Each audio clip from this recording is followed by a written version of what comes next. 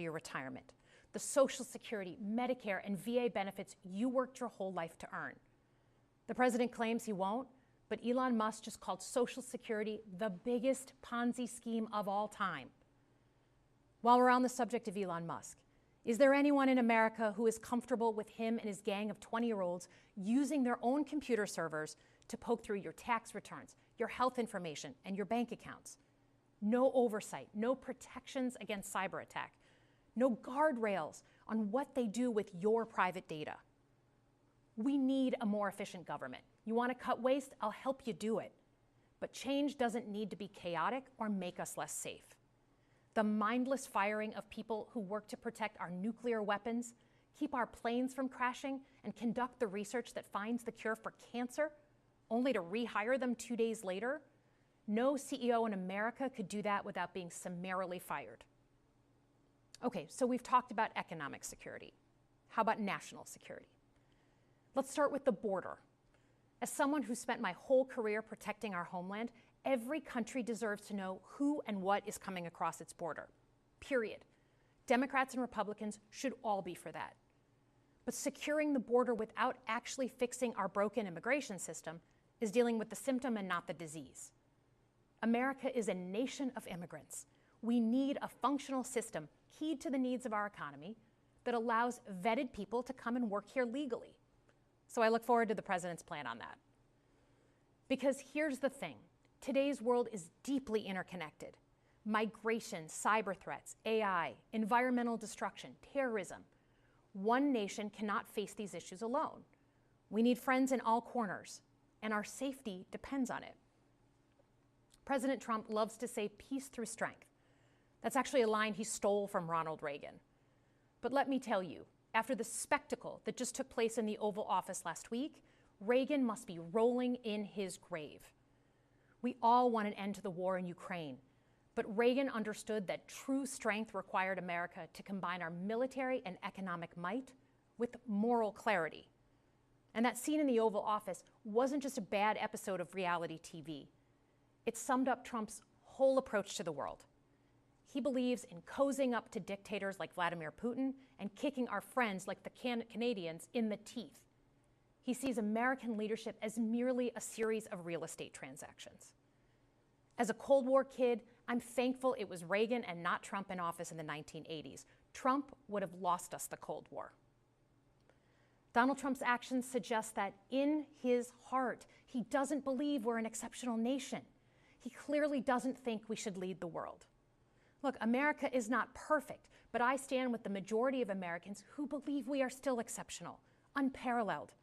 And I would rather have American leadership over Chinese or Russian leadership any day of the week. Because for generations, America has offered something better. Our security and our prosperity, yes, but our democracy, our very system of government, has been the aspiration of the world. And right now, it's at risk. It's at risk when the president decides you can pick and choose what rules you want to follow, when he ignores court orders and the Constitution itself, or when elected leaders stand by and just let it happen. But it's also at risk when the president pits Americans against each other, when he demonizes those who are different and tells certain people they shouldn't be included. Because America is not just a patch of land between two oceans. We are more than that.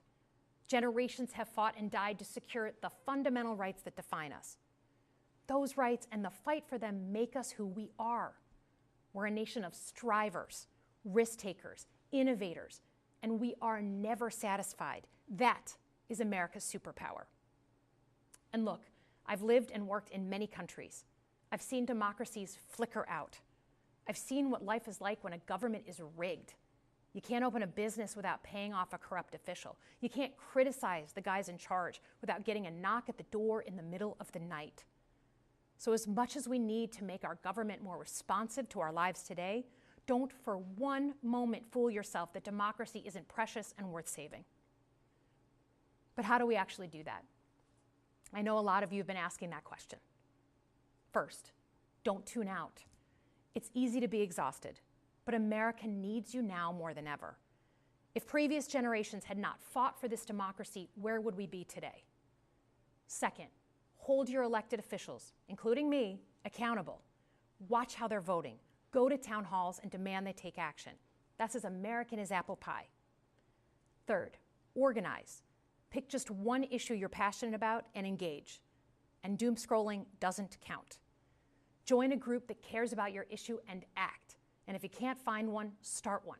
Some of the most important movements in our history have come from the bottle up. In closing, we all know that our country is going through something right now. We're not sure what the next day is going to hold, let alone the next decade. But this isn't the first time we've experienced significant and tumultuous change as a country. I'm a student of history, and we've gone through periods of political instability before. And ultimately, we've chosen to keep changing this country for the better. But every single time, we've only gotten through those moments because of two things: engaged citizens and principled leaders. Engaged citizens who do a little bit more than they're used to doing to fight for the things that they care about, and principled leaders who are ready to receive the ball and do something about it. So thank you tonight for caring about your country. Just by watching, you qualify as engaged citizens. And I promise that I and my fellow Democrats will do everything in our power to be the principled leaders that you deserve. Good night, everyone.